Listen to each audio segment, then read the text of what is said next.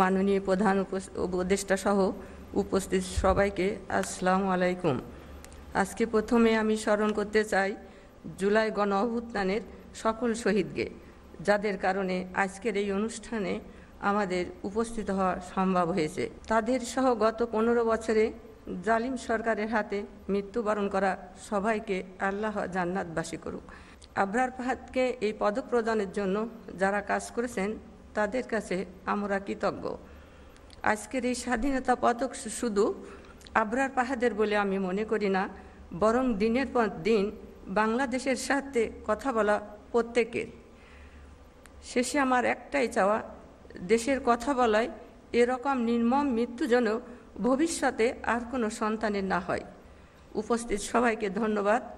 আবরার ফাহাদের জন্য দোয়া করবেন। আল্লাহ হাফেজ।